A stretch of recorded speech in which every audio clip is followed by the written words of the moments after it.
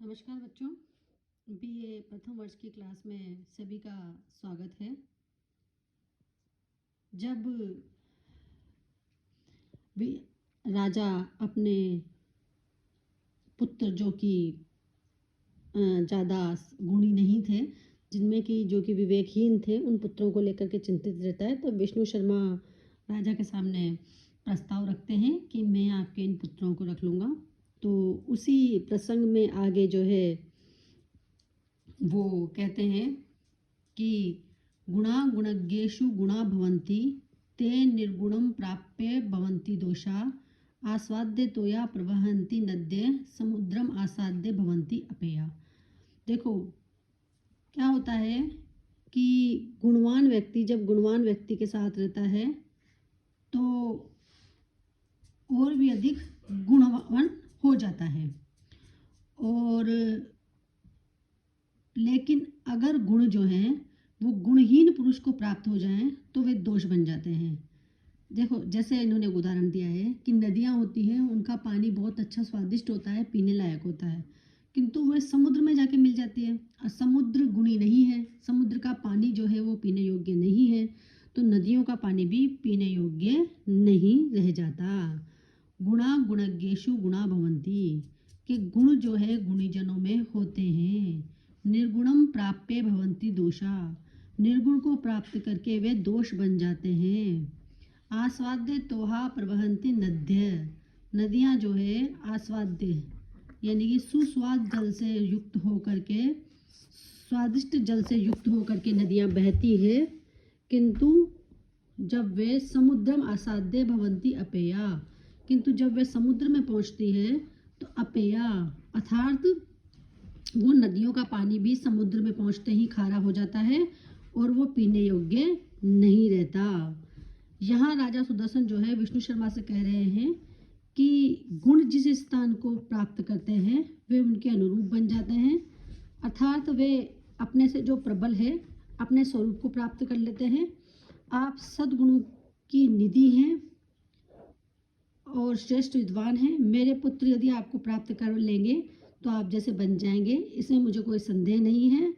क्योंकि जैसे मीठे पेय वाली नदियों का जल भी अपने से प्रबल सागर को प्राप्त करने पर खारा हो जाता है, उसी प्रकार गुणहीन व्यक्ति के संपर्क में यदि ये रहेंगे तो ये अपेय हो जाएंगे। अपेय का मतलब है कि ये इनमें किसी प्रकार का गुण शेष नहीं रहेगा, किंतु अगर आप इन्हें रखेंगे तो ये आपके समान ही गुणवान बन जाएंगे, ऐसा वो राजा कहते हैं। इसके बाद तद एतेषाम अस्मत् पुत्राणाम नीतिशास्त्र उपदेशाय भवंतम प्रमाण, तो फिर वो राजा कहता है, राजा विष्णु शर्मा राजा सुदर्शन कहते हैं कि एतेषाम अस्मत् पुत्राणाम, इन मेरे पुत्रों को नीति शास्त्र उपदेशाय, नीति शास्त्र का उपदेश देने के लिए भवंतम प्रमाण, आप ही प्रमाण हैं, यानी कि आप ही इन्हें नीति शास्त्र का उद्देश्य दे सकते हैं। इति उक्त्वा, ऐसा कह करके तस्य विष्णु शर्मणः बहुमान पुरस्सर पुत्रान, ऐसा कहकर उसने बहुत अधिक सम्मान के साथ अपने पुत्रों को जो है विष्णु शर्मा को समर्पित कर दिया। देखो अभी तक तो यही कथानक चल रहा था कि किस प्रकार से राजा सुदर्शन अपने मूर्ख पुत्रों से दुखी थे, और अब जो है उनको उन मूर्ख पुत्रों को शिक्षा देने के लिए उनको विष्णु शर्मा के मिल गए हैं, और वो अपने उन पुत्रों को जो है विष्णु शर्मा को समर्पित कर देते हैं, और विष्णु शर्मा जो है उनको नीति का ज्ञान देने के लिए तैयार हो जाते हैं। यही बात यहाँ पर बताई गई है। इसके बाद अथ मित्र लाभ। अब देखो जो है वास्तव में मित्र लाभ प्रसंग जो है, जिसमें कि जानवरों की कहानियां हैं और उन कहानियों के माध्यम से सब कुछ समझाने का प्रयास किया गया है, वो मित्र लाभ प्रसंग जो है वो प्रारंभ होता है। अथ प्रसाद पृष्ठे सुख उपविष्टा नाम, कि अथ यानी इसके पश्चात, प्रसाद पृष्ठे, प्रसाद के पृष्ठ पर। अब देखो अभी तक हमने जो पढ़ा था बच्चों, उसमें हमने ये देखा कि किस प्रकार से जो है वो उनको बच्चों को ले जाते हैं और उनको शिक्षा देते हैं। लेकिन अब हम जो पढ़ेंगे उसमें हम देखेंगे कि किस प्रकार से जो है यहाँ पर वो उनको ज्ञान देना प्रारंभ कर देते हैं। तो वो कहते हैं कि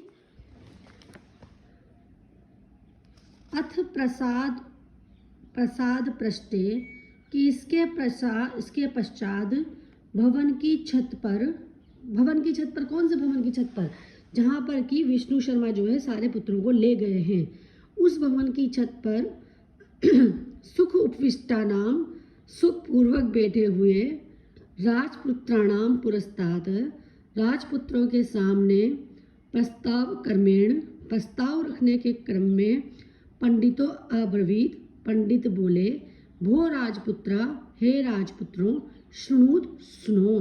कि देखो हुआ क्या कि जब विष्णु शर्मा ने राजा से पेशकश की कि मैं तुम्हारे इन मूर्ख पुत्रों को बुद्धिमान बना दूंगा, इन्हें शिक्षा दे दूंगा, तो राजा प्रसन्न हुए और राजा ने आज्ञा दे दी। राजा ने स्वीकार कर लिया इस बात को कि ठीक है, मेरे पुत्रों को तुम अपने साथ रखो 6 महीने और उनको नीति की शिक्षा दो। तो एक बार वो उनको ले गया। ले जाने के बाद एक बार कभी वो जो उसके पुत्र थे राजा के, वो भवन की छत पर बैठे हुए थे।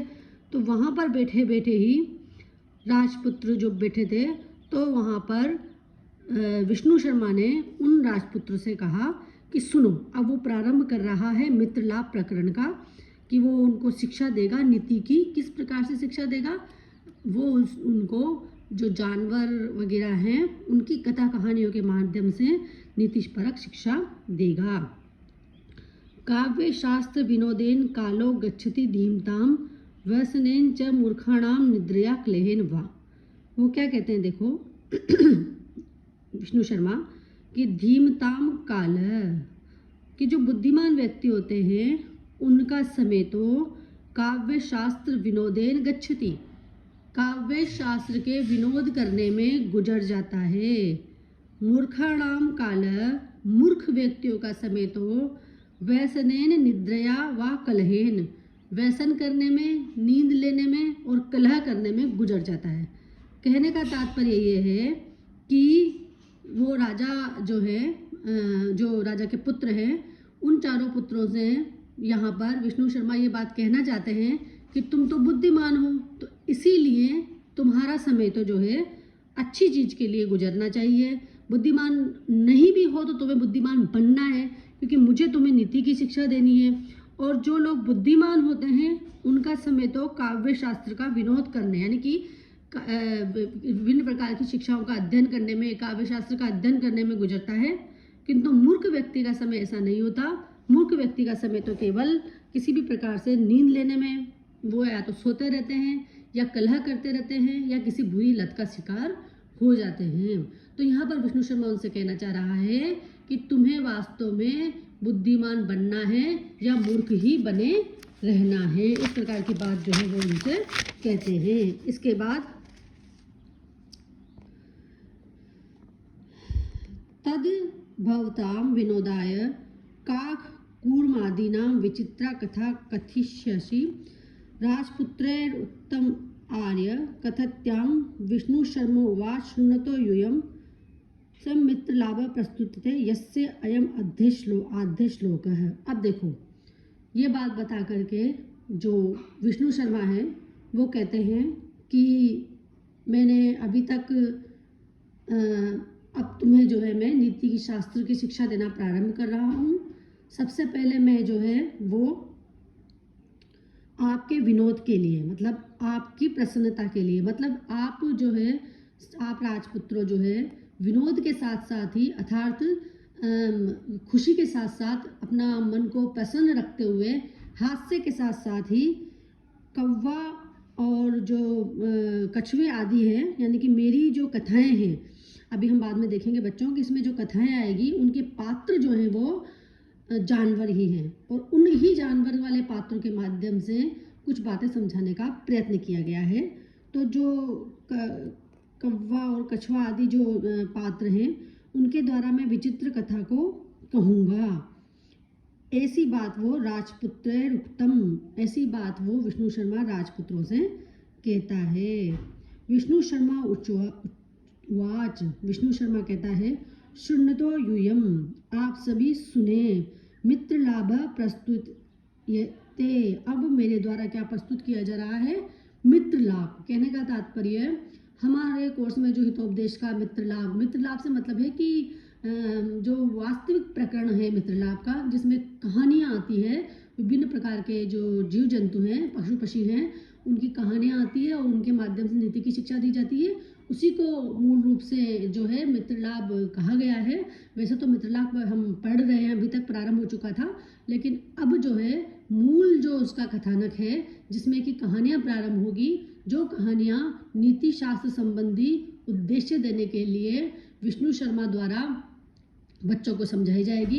इसमें देखो बच्चों 8-10 कहानियाँ हैं और सभी कहानियाँ एक के बाद एक, यानी कि अवान्तर कथाएं भी है, एक कथा चलती रहती है, उसी के अंदर दूसरी कहानी आ जाती है। तो थोड़ा इसको इस तरह से लेना कि किस प्रकार से इसमें कहानियाँ चलती है और कैसे एक कहानी के अंदर दूसरी कहानी आ जाती है।